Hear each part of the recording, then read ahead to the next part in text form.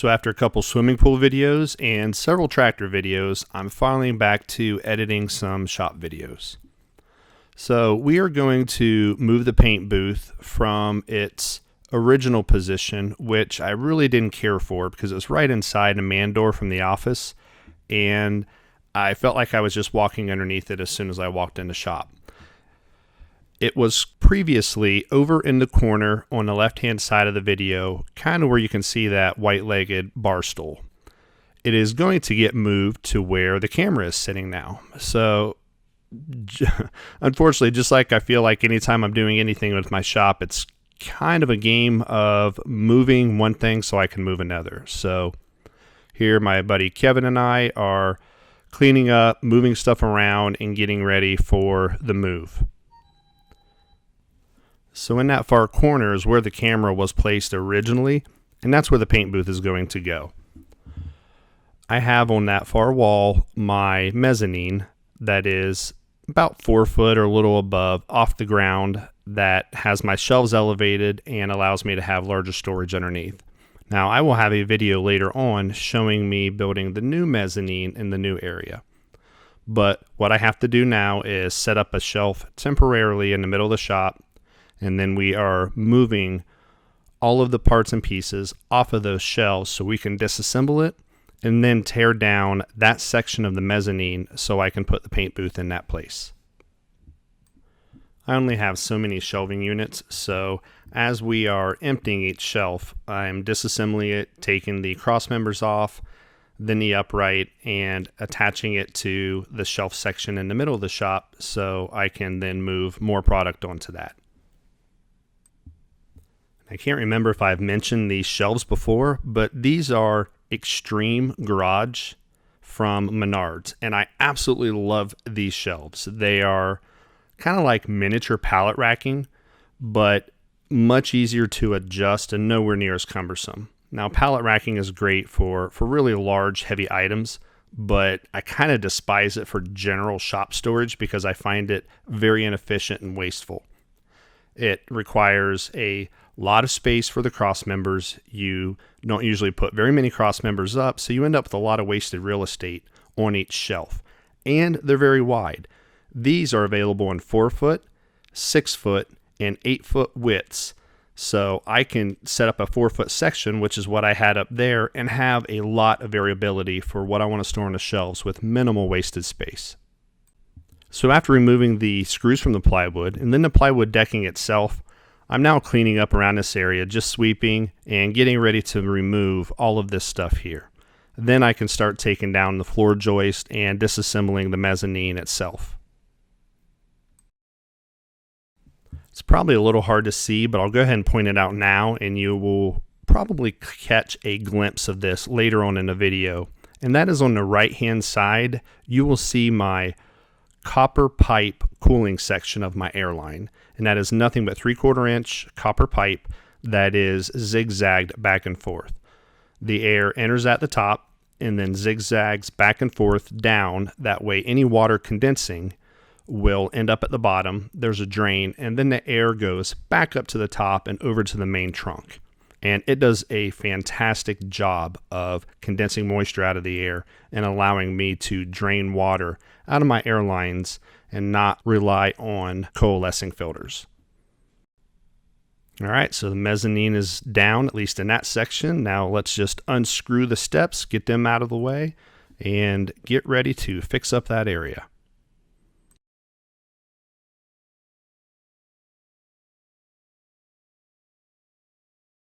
Before I actually move the paint booth over to this area, I want to do a little bit of work behind the walls. I am not satisfied with what I had done previously for insulation. It was not insulated the way that you've seen my other insulation video. So this was when I had first started insulating the shop a section at a time, and I just had fiberglass bats in there. Air blows in like crazy, hits the siding, makes its way behind the siding, and then is able to come right through, blows out around the outlets and everything. So I'm going to remove the fiberglass insulation, and then I will put in my 1.5 inch foam board between the purlins, seal it up like I normally do, and put in rock soil over top of that. And as we move along here, you might see at the very top of where the plywood came off, there's a little bit of spray foam sticking down. I tried to insulate the top part of my shop with a spray foam that I had purchased off of eBay. These are 2-ponent, kind of, I don't even know how to explain it, but they're oversized canisters, and then it's an air-based spray gun. And they make it look super easy in videos, but let me just tell you, that stuff is horrible. Even adjusting the air pressure way down so the gun does not move very fast makes the product come out very fast, and you have to move so incredibly quick just to keep it from dumping a ton of product in one area. And then if you turn it down too low so you're not pumping out too much, then the foam starts to mix inside the nozzle and plugs the nozzle. So there's a happy medium you have to find there, but it is nowhere near as easy as they make it look, and I just didn't care for it at all. So I had stopped in those sections, did not do any more, but it's not worth ripping it out. So that's why you're going to see that foam is underneath the headers at the top of this plywood. And here I am finishing up the foam board installation between the purlins. And yes, it's a little bit of extra work, but it's done a fantastic job of actually sealing the shop and preventing drafts in that I was talking about earlier. I don't feel air blowing in around the outlets or anything like that. And here I am installing my favorite bat type of insulation, and that is rock wool. Now, this was formerly called rock sole, but they officially changed their name to rock wool, and other brands sell it under what they call mineral wool. As you can see, that stuff is super dense and just packs in there nice and tight with no staples required. Nothing blows through that either.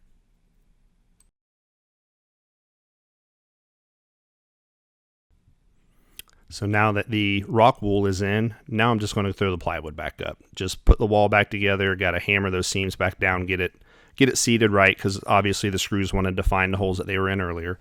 And then we'll move on to the next step.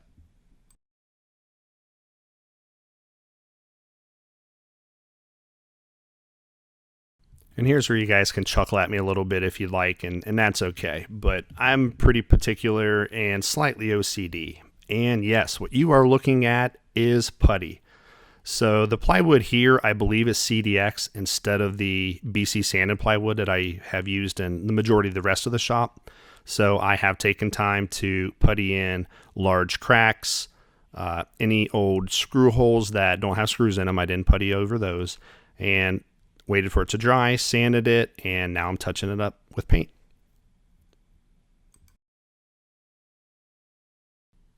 I know it probably seems really funny, and you guys wonder why anybody would even go through the trouble of doing that, but it didn't take me that much longer just to go ahead and do that. And yes, it's going to be behind the paint booth, but I feel better about it. If I move the paint booth later, get rid of it, I will have a nice, clean, fairly smooth wall, which I will be happy with.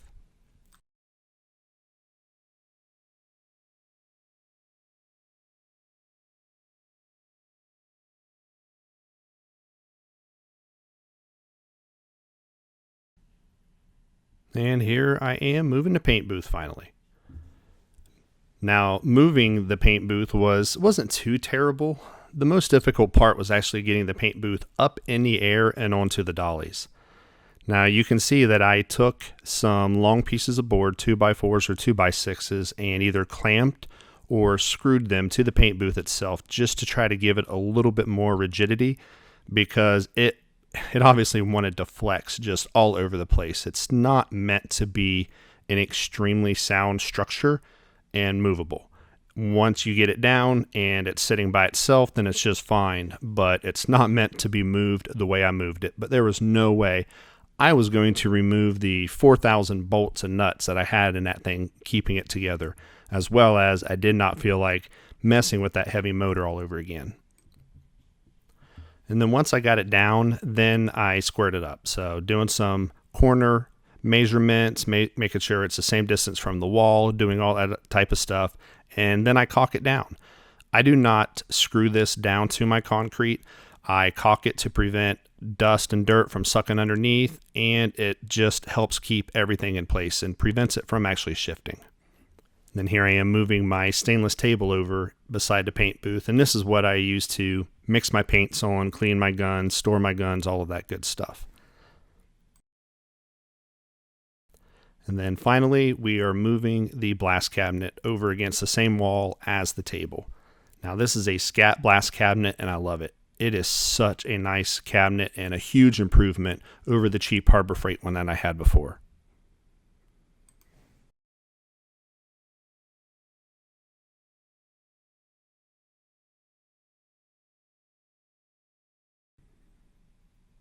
Now I climb inside and go ahead and caulk and seal up the inside.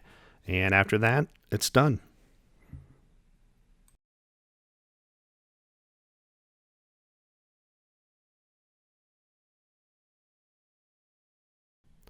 And then here's the paint booth in its final location. Now I still have to put the 4 wireframes in and the 4 filters back in those holes there, but this is where it's going to sit. In the next upcoming video, you're going to see the mezzanine on the left. The rest of it is going to come down and I'm going to build the new section. Now, if you guys can, do me a favor, subscribe, hit the bell notification to be notified of upcoming videos, and hit the thumbs up. Drop me a line down in the comments, let me know what you think, and I appreciate it. Have a great rest of your day.